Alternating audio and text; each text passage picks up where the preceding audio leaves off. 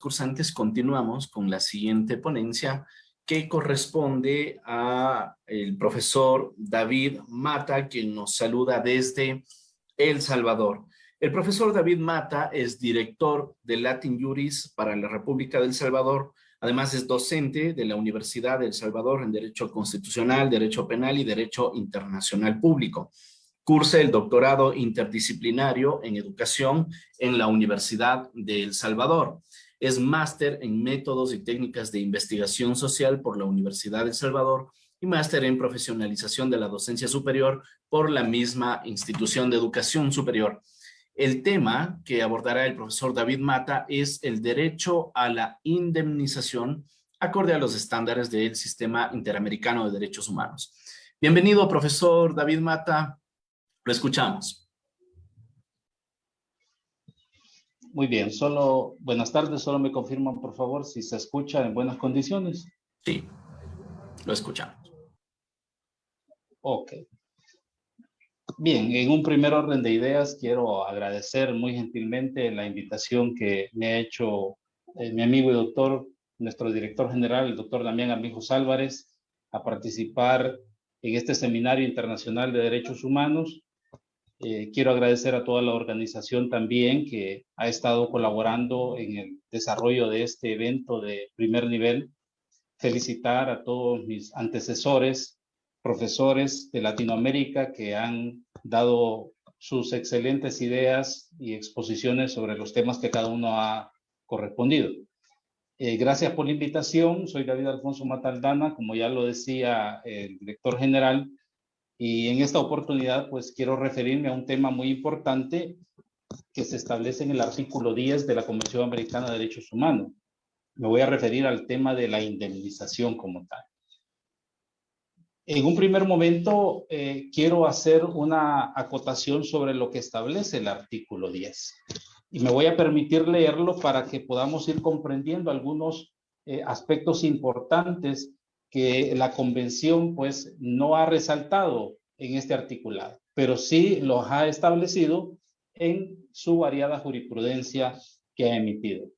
Dice el artículo 10, toda persona tiene derecho a ser indemnizada conforme a la ley en caso de haber sido condenada en sentencia firme por error judicial.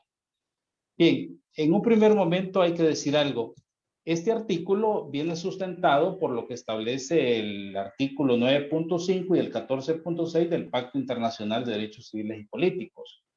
Y el artículo 7 también el artículo 3, perdón, del protocolo 7 del Convenio Europeo. Ahí se establece lo que se conoce como error judicial.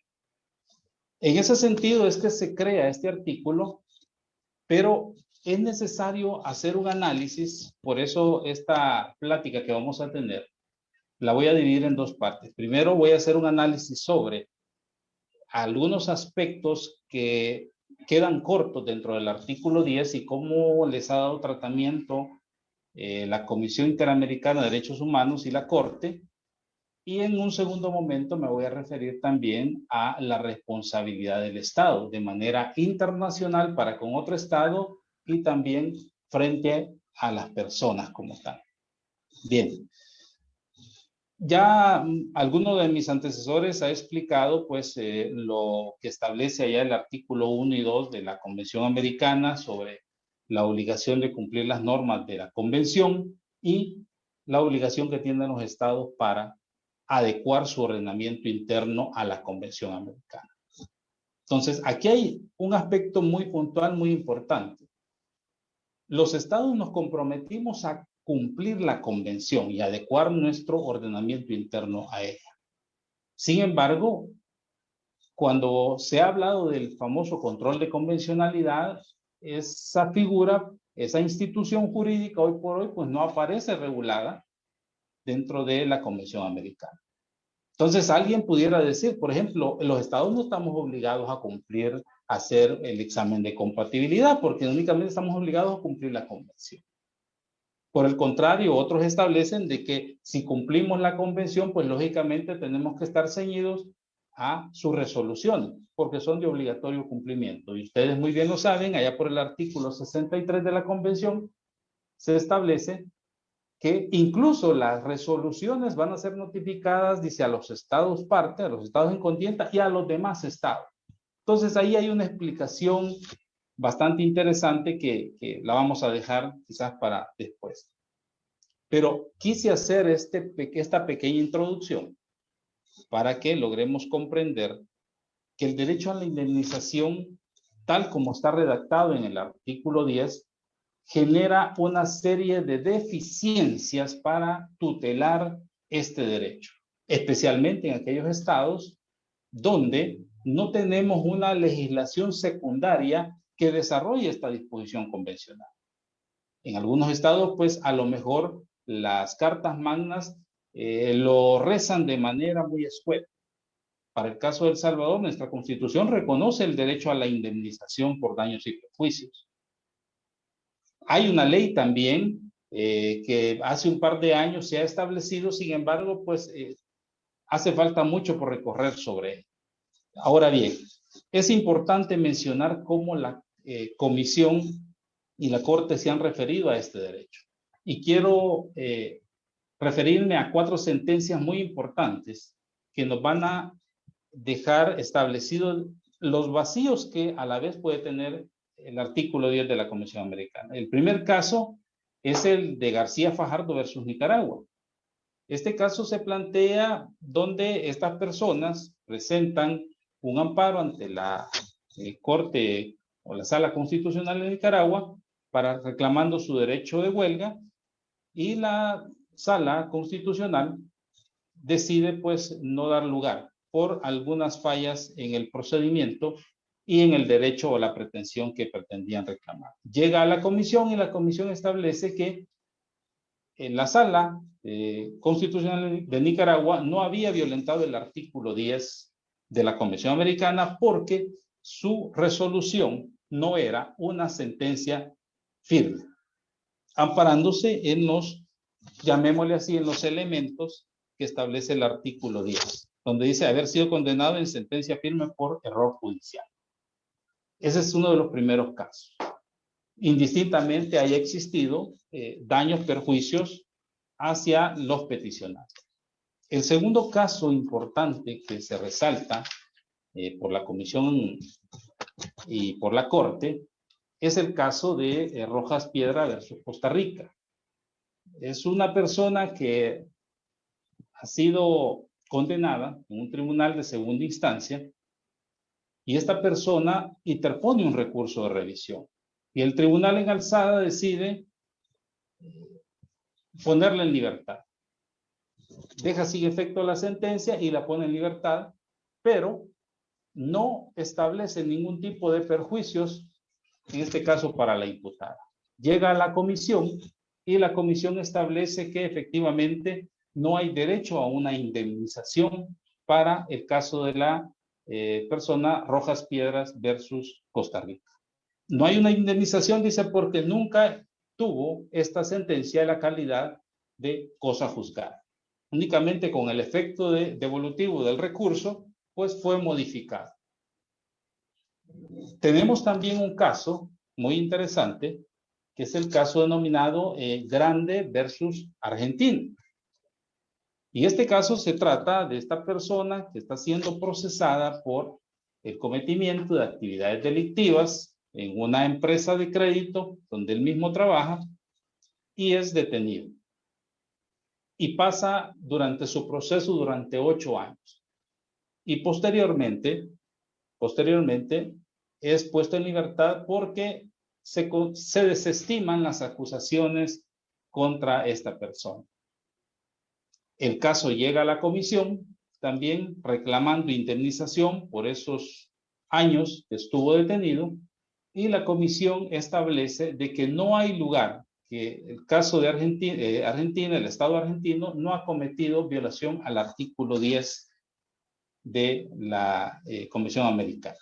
Precisamente porque se desestimó y porque nunca hubo una decisión judicial firme, tal como lo dice el artículo 10, ni mucho menos por error judicial.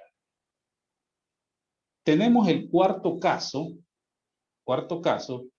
que se refiere al señor Sirio Sirio versus Uruguay. Esta persona es un militar que establece algunas ideas contrarias a la institución armada y es procesado por un tribunal militar y lo condenan a quitarle su estatus, sus grados militares, sus beneficios, incluyendo su derecho a la pensión. 20 años más tarde, después de que esta persona empieza a gestionar su trámite ante la Comisión Interamericana, la Comisión establece de que sí hay lugar a indemnización y que el Estado uruguayo, pues no cumlió a lo mejor los estándares a cabalidad, se equivocó en los estándares establecidos allá en el artículo 63 también de la Convención Americana. En el artículo 63, el ordinal primero, en la parte final específicamente cuando dice: dispondrá asimismo, si ello fuera procedente, que se reparen las consecuencias en la medida o situación que se hayan configurado, la vulneración de esos derechos y el pago de una justa indemnización a la parte lesionada. ¿Por qué la Comisión considera de que el Estado uruguayo sí violentó en este caso el artículo 10? Porque, si bien es cierto, le restituyen sus grados militares, sus beneficios, al considerar de que su decisión fue más política e ideológica que el cometimiento de una falta en el orden militar, pero no le reestablece su derecho a pensión por todos los años anteriores. Únicamente el derecho a la pensión a partir de el momento en que la comisión lo detalla en la sentencia. ¿Por qué estoy explicando esto, estimados colegas, abogados, juristas de toda Latinoamérica? Porque el actuar de la comisión, el actuar de la Corte nos está dando algunas luces importantes para que en nuestros respectivos países podamos impulsar las reformas, tanto a nuestro derecho interno, como también generar la iniciativa a una reforma a este artículo 10 de la Convención Americana.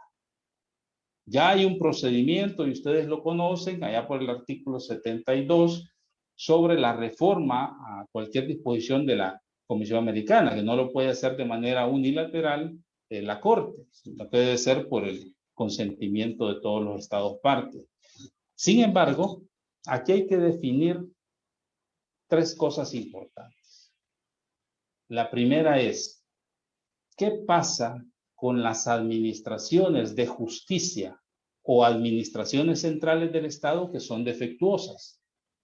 ¿Generan o pueden generar una indemnización en caso de violación a los derechos humanos? ¿Qué pasa con el error judicial? Las decisiones que se cometen o las sentencias que se establecen a través de un error judicial. Necesariamente solo esas decisiones, tal como lo dice el artículo 10, son merecedoras de un procedimiento de indemnización. Y en tercer lugar, ¿qué pasa con aquellas circunstancias especiales en los procesos, principalmente penales? Me voy a referir a los penales porque también hay otro aspecto importante. Al tenor literal de este artículo, da la idea o quiere entenderse como que estamos hablando básicamente de una indemnización en el ámbito penal, lo cual no es cierto. Pero ¿qué pasa, digamos, con aquellas circunstancias especiales que se presentan en los procesos penales, que no alcanzan a llegar a la calidad de una sentencia firme, ni mucho menos, ni tampoco una sentencia condenatoria sin interposición de recursos, una sentencia ordinaria, no alcanzan a llegar a eso? ¿Tendrán estas acciones lugar a una indemnización como tal? Es importante, estimados colegas, funcionarios, estudiantes, que hagamos este análisis. Y en un primer momento, cuando dice la ley, dice la convención. Digo la ley pues porque es ley para nuestros estados también. Ya es conocido de todos. Toda persona tiene derecho a ser indemnizada conforme a la ley, dice, en caso de haber sido condenada en sentencia firme por error judicial. Quiere decir entonces que las las administraciones de justicia defectuosas o las administraciones centrales de los estados, sus acciones no pueden ser merecedoras a un proceso de indemnización. Claro que sí pueden ser merecedoras a eso.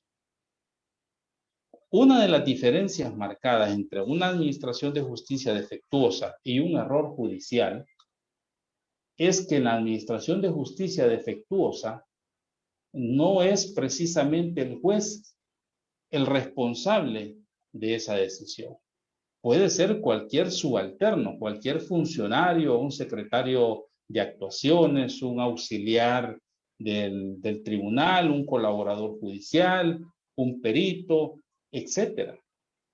Cualquiera puede ser, en una administración defectuosa, cualquiera de ellos puede ser responsable.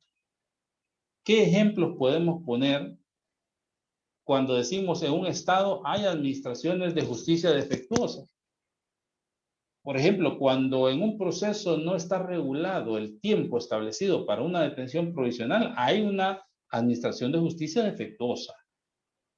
Cuando en un sistema de justicia penal se coartan libertades esenciales a los imputados, como por ejemplo el derecho a la defensa material expresado en una sola vez, por ejemplo, en la última etapa del juicio, ahí hay administraciones de justicia defectuosas.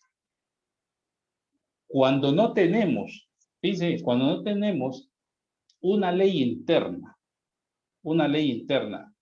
que le dé viabilidad al cumplimiento de sentencias dictadas por tribunales supranacionales, hay administraciones de justicia defectuosas. Perú y Argentina sí tienen ese tipo de leyes. Las he leído personalmente.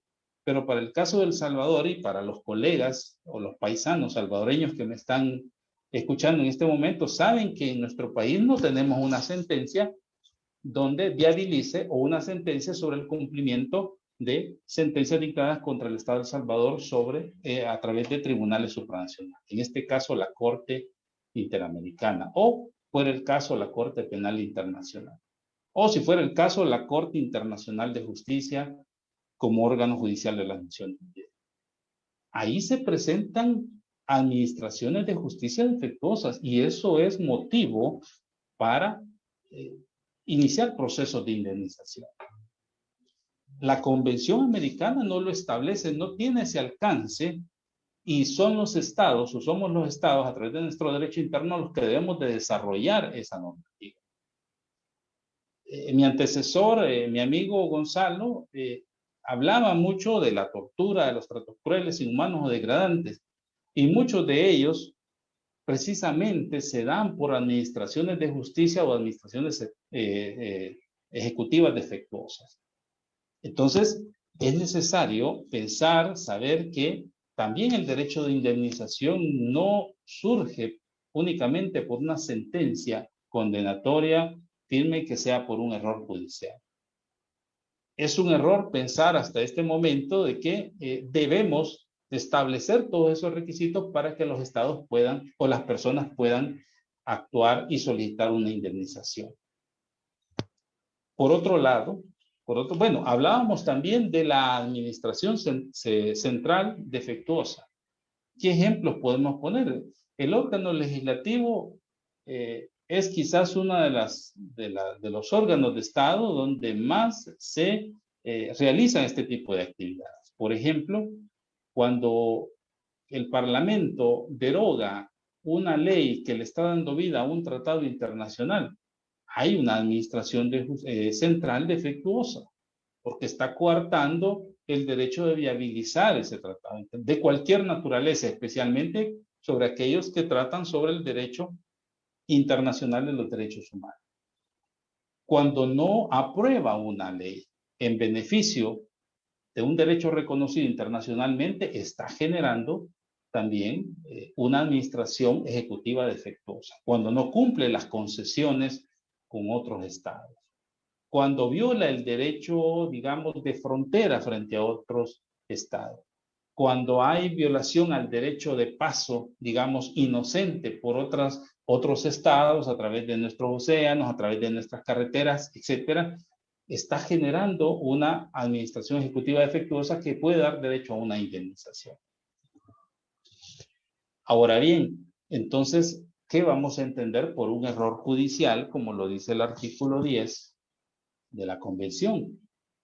Hablar de un error judicial, no estamos hablando de una simple actividad que el juez comete dentro de un proceso, sin mayores relevancias. Estamos hablando de aquella decisión que un funcionario público, en este caso un juez, toma por fraude, por poco conocimiento o por poco análisis, por negligencia o por intención, sobre una apreciación errada de los hechos o una apreciación errada del derecho, y que esto necesariamente va a generar un perjuicio a esa persona. Ahí configuramos lo que es el error judicial como tal. Entonces, claro, este error judicial no precisamente puede darse hasta que exista una sentencia firme condenatoria, desde luego que no. Puede plantearse en cualquier etapa de los procesos penales, y todos ustedes aquí en Latinoamérica, yo quisiera que hicieran un análisis exhaustivo sobre sus procesos y vean en qué etapa puede generarse un error judicial, una actividad de este tipo por parte del funcionario judicial. Entonces, el artículo 10, y por eso resalté la sentencia, las 4 sentencias al principio, porque ahí nos damos cuenta, por ejemplo, en el caso de los trabajadores, en el caso de la señora Rojas Piedra versus Costa Rica, encontramos de que la comisión estableció de que la sentencia no había sido firme, no había causado ejecutoria y por tanto no daba derecho a una indemnización. Son circunstancias que podemos ir estableciendo a lo largo, digamos, de cada caso en concreto que vayamos analizando. Por otro lado, decía, ¿qué pasa con las circunstancias especiales que pueden presentarse en los procesos judiciales? Por ejemplo, ¿qué pasa con los indultos? ¿Será merecedor una persona que es indultada a solicitar una indemnización? ¿Qué pasa con las personas que están detenidas provisionalmente y que al final salen en libertad, pues levantan esa medida cautelar, tendrán derecho a pedir una indemnización como tal? ¿Qué pasa con aquellos que a lo mejor a la mitad del proceso decretan un sobreseimiento definitivo y salen en libertad? ¿Habrá lugar a pedir una indemnización sobre la base de eso? Bueno, aquí es importante hacer un análisis sobre cada una de estas figuras. En primer lugar, debemos recordar que para que exista una indemnización es necesario que haya un perjuicio contra la persona.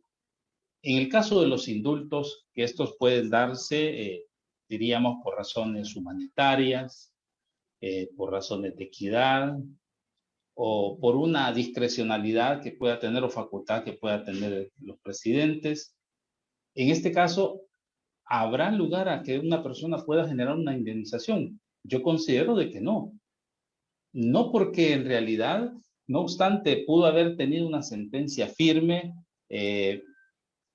ha sido condenada, pero al final, cuando se indulta a una persona, lo que está generando es un beneficio para ella, no es un perjuicio.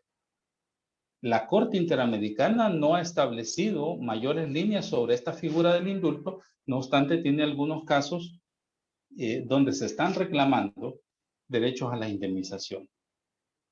Precisamente, a veces porque en el tiempo en el que han estado ya cumpliendo su pena, pues ya tienen algún otro tipo de agravio ya en prisión. Pero también podemos ver el aspecto de la detención provisional. Esta medida cautelar de la detención provisional, de la cual en toda Latinoamérica pues tenemos mucho que hablar sobre esto, hay que saber algo muy importante. Esta medida cautelar, o tener en detención provisional a una persona, primeramente es una decisión jurisdiccional que se aplica verificando aspectos de proporcionalidad y también sobre la necesidad que hay de aplicarla a la persona, y con el factor de la provisionalidad. Entonces, viéndolo desde esa óptica jurídica, no podríamos decir tampoco de que aquellas personas que han estado en un proceso en detención provisional y en el futuro salen en libertad, nunca lleguen a un juicio, una sentencia, sean merecedoras también de un proceso de indemnización o de un reclamo de indemnización. Precisamente porque la medida cautelar, su mismo nombre lo dice, es cautelar, es provisional, y muchas veces los sistemas requieren de ella para asegurar las comparecencias y para evitar de que el proceso se frustre, que la víctima logre su derecho de acceso a la justicia y que el Estado cumpla su cometido, etc. Entonces son necesarias también. Entonces aquí hay que también delimitar esto, pues porque no puede caber todos los escenarios posibles en los procesos principalmente penales cuando se den estas circunstancias. ¿Qué pasa, por ejemplo, en relación al derecho a la indemnización cuando se sobresea a una persona? Si el sobreseimiento es sobre la base que hay una duda razonable en la participación del imputado, pues lógicamente no va a haber derecho a una indemnización. Pero si el sobreseimiento es sobre el hecho de que el delito no existió o la persona definitivamente no existió y pasó un largo tiempo privado de libertad, le generó el perjuicio, etcétera, pues entonces ahí habría, digamos, la posibilidad de que se inicie un proceso de indemnización. O sea, ¿por qué estoy explicando todos estos factores? Porque es necesario, en un primer momento, considero de que el artículo 10 es muy escueto, el artículo 10 por momentos se torna muy ambiguo sobre eso, y hay varias circunstancias sobre las cuales tenemos que ir apuntando. Hay artículos, por ejemplo, el de las garantías judiciales, el derecho a la libertad personal, que si ustedes los leen, tienen una gama de circunstancias establecidas y que son válidas. Pero el derecho a la indemnización, y un derecho tan importante, no lo tiene. Si queremos analizar la importancia de desglosar este derecho a la indemnización en estas circunstancias que he planteado, es necesario pensar en cuál es su naturaleza jurídica de la indemnización. Es que en este caso la naturaleza jurídica de la indemnización constituye una obligación meramente positiva para el Estado. Y cuando digo positiva, me refiero a que tiene la obligación de cumplirlo aún cuando en su derecho interno no exista una legislación secundaria que lo pueda desarrollar, lo pueda integrar, lo pueda explicar mejor, etc. Esa es la verdadera naturaleza del derecho a la indemnización. El hecho de que un Estado no es más respetuoso de los derechos humanos cuando paga a las personas su indemnización, no. Es más respetuoso de los derechos humanos cuando hay menos condenas contra ese Estado. Cuando hay menos condenas contra ese Estado. No podemos decir, mire, el Estado de El Salvador, por ejemplo, es un Estado fortalecido democráticamente que cumple su normativa internacional, nacional en materia de indemnización, porque todas las sentencias sobre las cuales se le ha condenado las ha pagado. Y ya vamos a hablar también de la forma de indemnización. No se trata de eso, se trata de establecer que en la medida en que un Estado es menos sancionado por violación de derechos humanos, es un Estado más robustecido. ¿Por qué los Estados tenemos que cumplir eso? Simple y sencillamente Aquí traigo a esta plática la máxima que ya todos conocemos. El artículo 27 del derecho a los tratados de 1969. La regla pacta sunt servanda. Los derechos deben de ser servidos y cumplidos de buena fe por los estados. Una máxima general que se enseña en los primeros años de derecho o derecho internacional público. Entonces, en un primer momento. Ahora, en un segundo momento, es necesario establecer también cuál es la ubicación que tienen las normas internacionales, para este caso la Convención Americana, también dentro de nuestros respectivos estados.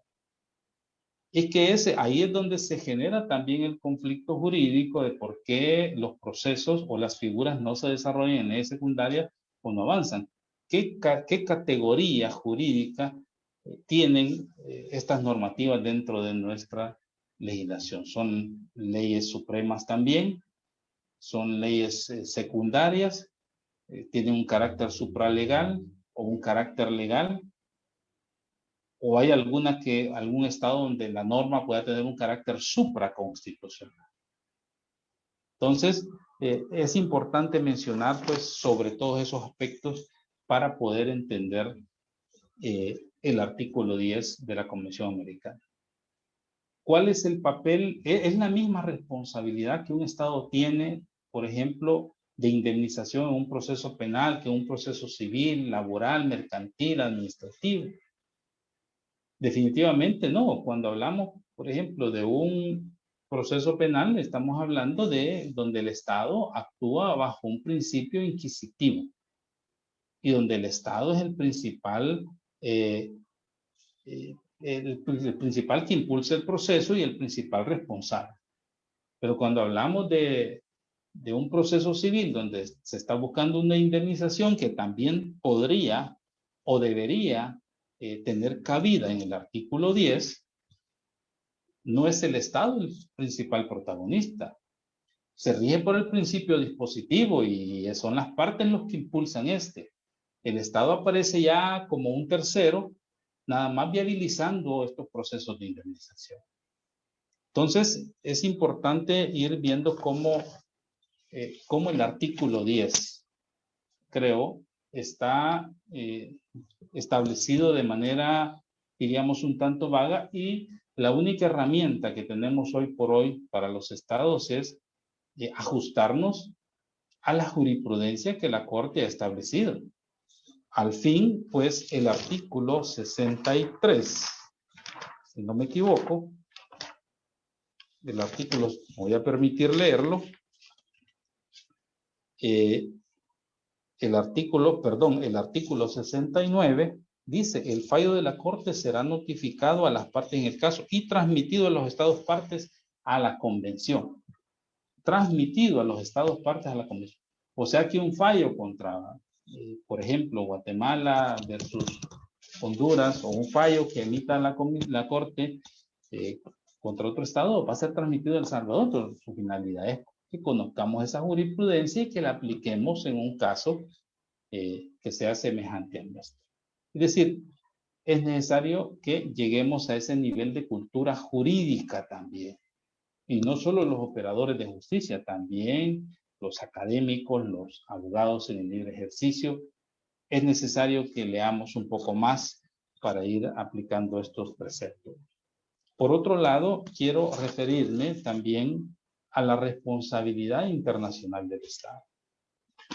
La responsabilidad internacional del Estado puede visualizarse desde dos puntos de vista: una responsabilidad de Estado a Estado y una responsabilidad de Estado hacia la persona natural de otro Estado.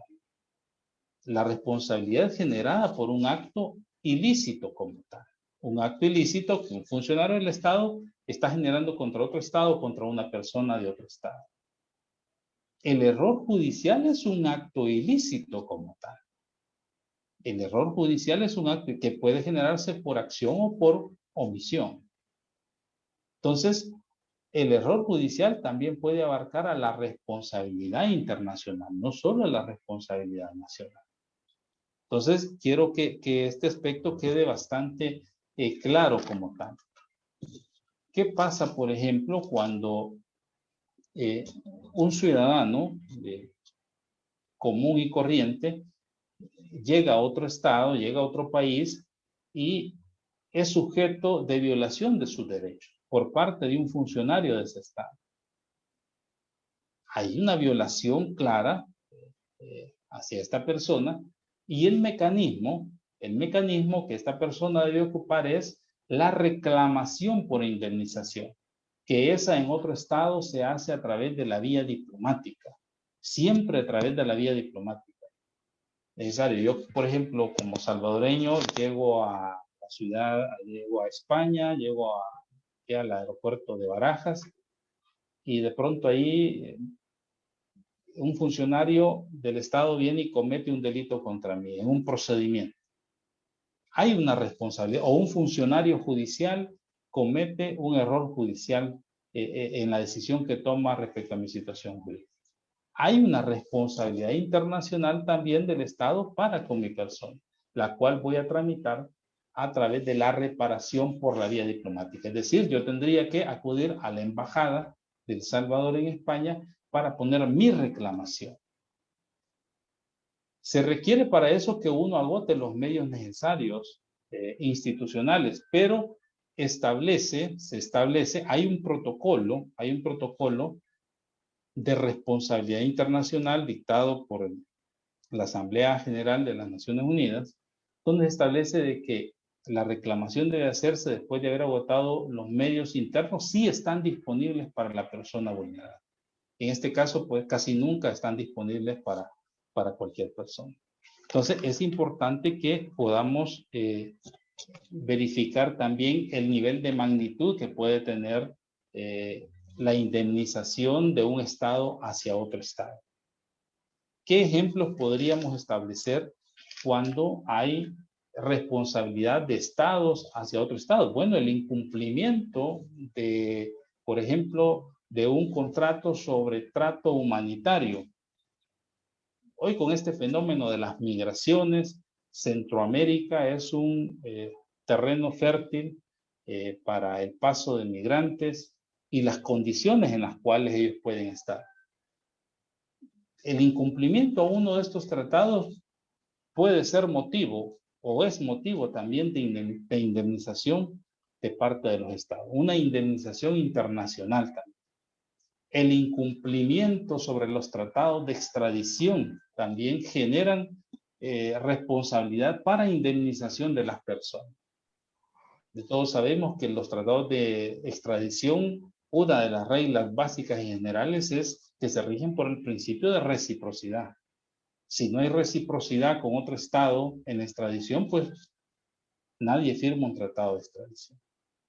Entonces, son muchos, digamos, o podemos establecer varios ejemplos sobre la consecuencia que puede traer el derecho a la indemnización vinculado a la responsabilidad internacional del Estado.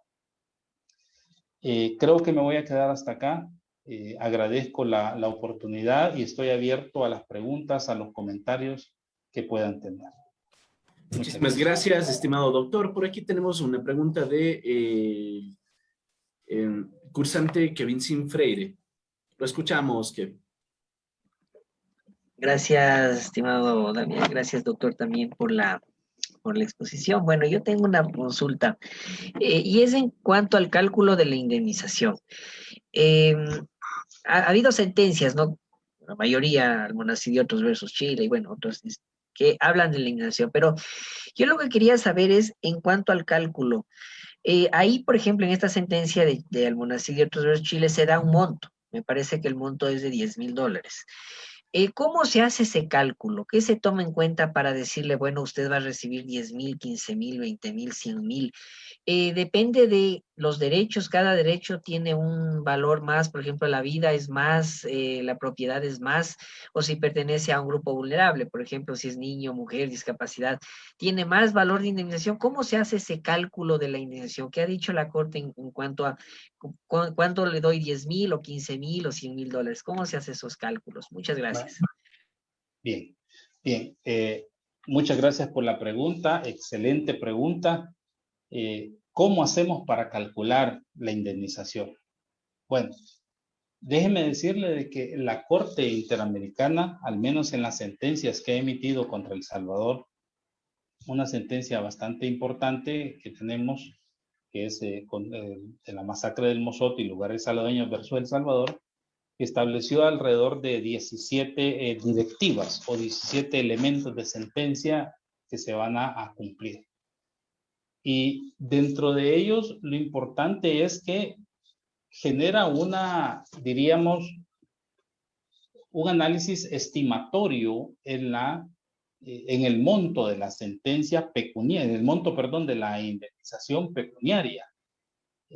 Básicamente no se establece, digamos, una tarifa, llamémosle así, legal por derecho, porque creo yo de que no, eso fuera inconcebible pensar de que le vamos a poner un monto a la vida, otro a la libertad personal, otro a la integridad, otro a la dignidad. Eso no puede ser. Pero sí se establece, digamos, un margen de apreciación, diría yo, en relación lógicamente, a los hechos y al perjuicio que causó en las personas. Usted muy bien lo decía, hay factores, yo lo he dicho en otros conversatorios, hay factores endógenos también y exógenos que se deben de tomar en cuenta.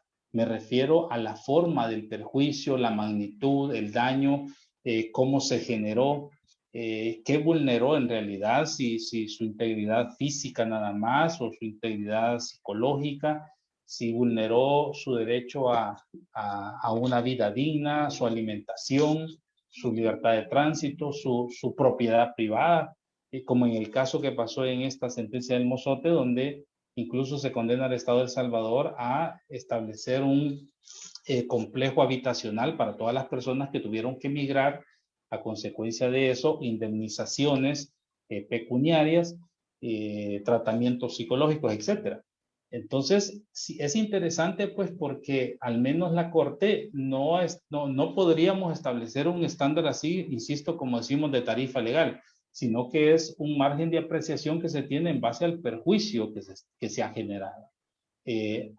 También al factor exógeno que se refiere a las mismas características de la persona vulnerada, que es un niño, una mujer embarazada, un anciano, una persona con discapacidad, una persona de color, de género, de cierta tendencia religiosa, etc.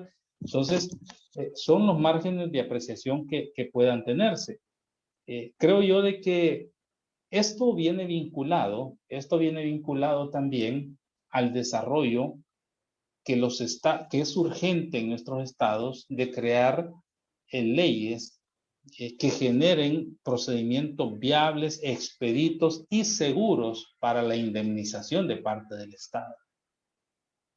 Yo siempre he planteado, y voy a hablar por mi país, ahora que en El Salvador está de moda el tema de las reformas constitucionales y se pretende pues tener una nueva constituyente, hay muchos temas susceptibles de tocar y uno de ellos, yo diría, también es el tema de las indemnizaciones. Para este tema es necesario que en la ley se establezca, por ejemplo, una partida presupuestaria cada año destinada al pago de indemnizaciones. Es necesario, y ustedes pueden ir haciendo la comparación con sus respectivos estados, de que existan instituciones de gobierno que viabilicen o que sean el canal ejecutor de estas sentencias. No sé si me escuchan. Sí, ¿me escuchan? Sí, sí, doctor. Ok, entonces decía, es necesario tener, digamos, esos mecanismos. Es necesario establecer también los grados o las formas de indemnización que se van a tener, porque no precisamente todos van a ser de carácter pecuniario. Pueden haber algunas de carácter resocializante, rehabilitante.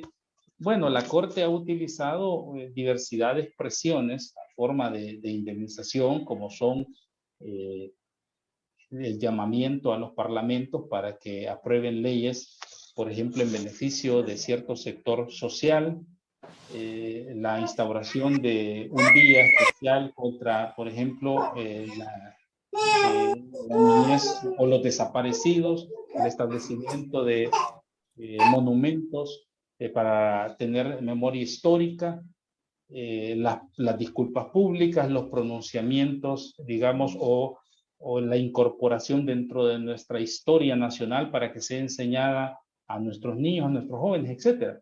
Esas son, digamos, otras formas de expresión de indemnización. Pero sí es interesante esa pregunta y fuera necesario, yo creo de que en la medida en que cada estado pueda ir desarrollando su ley secundaria y ir estableciendo, digamos, parámetros específicos para al menos tener una apreciación estimatoria sobre eso, fuera excelente, pues fueran insumos para poder aportar a una reforma a la convención. Muchísimas gracias, estimado doctor. Bueno, vamos con una última pregunta. En honor al tiempo, les pedimos que sean sumamente breves. José Villalobos, le escuchamos. Muchas gracias. Buenas noches. Buenas noches, doctor. Y lo que ha sido el día de hoy. Específicamente lo que acaba de mencionar, esas indemnizaciones que en muchos casos no son monetarias de parte de los estados, pueden ser de otro tipo, como una restitución de derechos. En el caso de Colombia, desde la firma del acuerdo de paz se incluyó un procedimiento de restitución de tierras a las personas que fueron desplazadas por la violencia, conformados muchas de ellas, muchos de los campesinos que perdieron sus tierras, todas sus posesiones.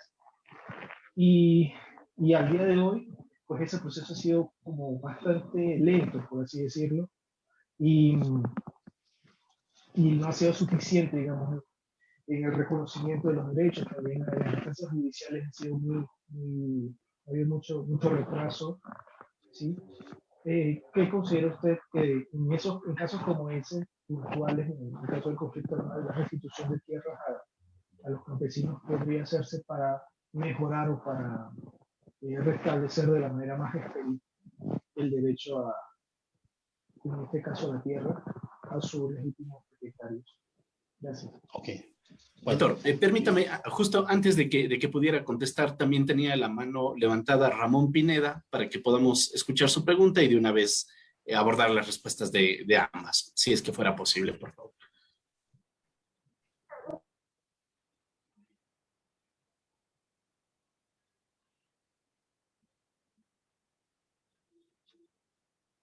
Lo escuchamos, Ramón.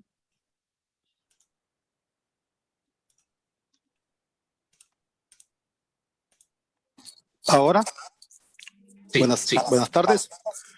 Doctor, le quisiera hacer dos preguntas. La primera va relacionada con las garantías judiciales, ya que en el caso que usted mencionó del Mozote, algunos defensores manifiestan de que la misma persona que fue procurador de los derechos humanos fue el que lo fue a defender, en este caso a El Salvador, por lo cual consideran de que no hubo un juicio adecuado. Manifiestan que la defensa técnica no fue ni siquiera, hasta dudan si es abogado, pues, porque bien sabemos que puede ser abogado, pero tal vez no tiene la capacidad para defender en estos casos internacionales. Y ya cuando viene la sentencia, estas personas que han sido acusadas materialmente ya no tienen, ya es un juicio imparcial el que les toca, porque ya no pueden defenderse cuando ya han sido señalados internacionalmente. Y nuestros jueces ya van hasta cierto punto, digamos, ya influenciados por esa sentencia. La segunda pregunta es con respecto a la constituyente que usted acaba de manifestar.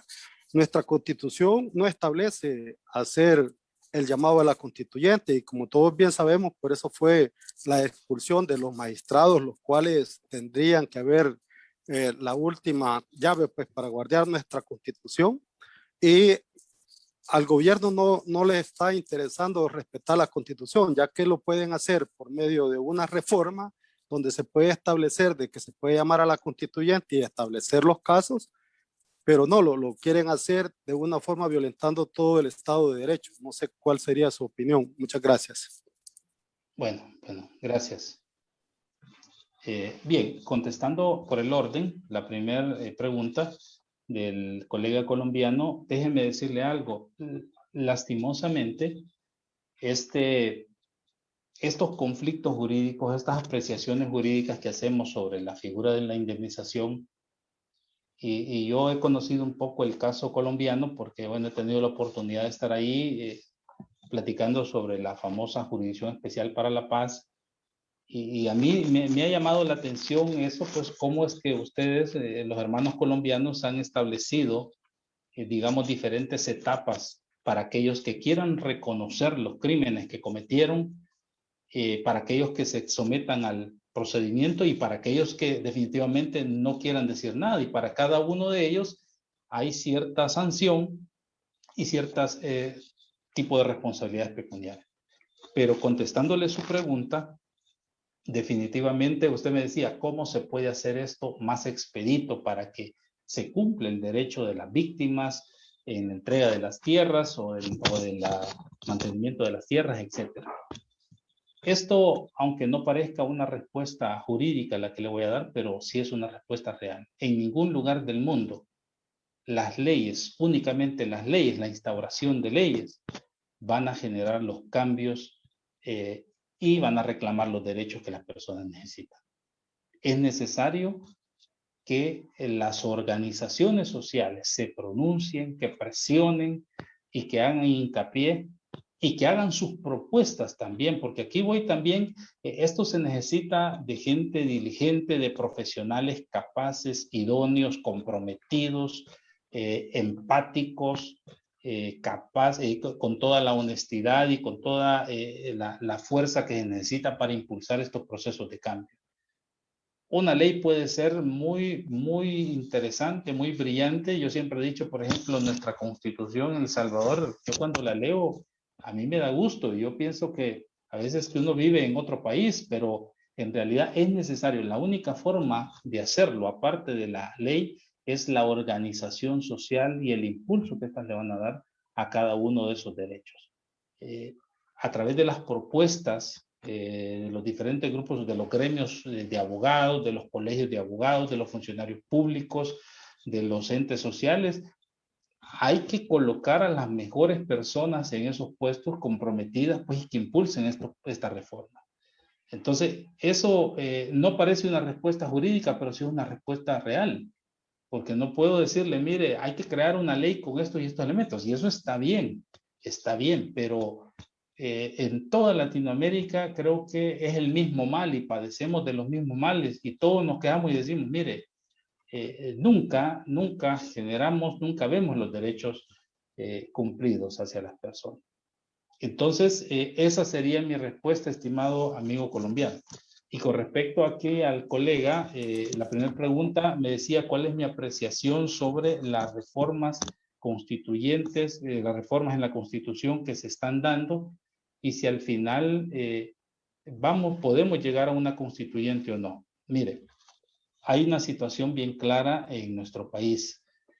Hay temas, el tema de las reformas constitucionales es latente. Estamos hablando del tema del agua, estamos hablando del tema de las pensiones, el tema de la reforma fiscal, el tema, diríamos, este tema de las indemnizaciones, que son temas poco tocados. El amigo colombiano me decía, mire, ¿y por qué es que nunca se impulsa? Claro, es que estamos hablando de poner en tela de juicio frente a la sociedad cómo se administra justicia en nuestro estado.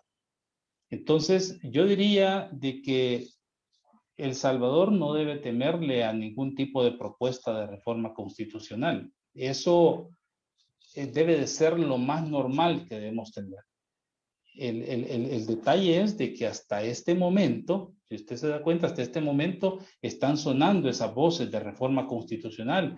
Durante todo el tiempo atrás, pues no escuchamos nada de eso y es necesario. No, a mi juicio no es un cambio que nos vamos a convertir en una dictadura, no es nada por el estilo. Es simple y sencillamente ir renovando nuestro sistema jurídico, nuestro sistema democrático. Por supuesto, con las mejores ideas, por supuesto, con con los mejores planteamientos, con el respeto a las instituciones. No creo que eso sea perjudicial hoy por hoy para nuestro país, pero hay que esperar, ¿verdad? Hay que esperar también. Bien, estimado doctor, muchísimas gracias por acompañarnos. A continuación, pues le cedo el uso de la palabra para que pudiera despedirse de esta audiencia. Bueno, nada más agradecer al doctor Damián Almijos por su gentil invitación, a todos los organizadores también de este evento, mis felicitaciones, a todos los asistentes, estudiantes, profesores, funcionarios públicos que están conectados aquí en esta plataforma. La verdad que es un orgullo pertenecer al equipo de Latin Juris. Estoy para servirles. Mi admiración, mi respeto y mi cariño para todos ustedes. Muchas gracias.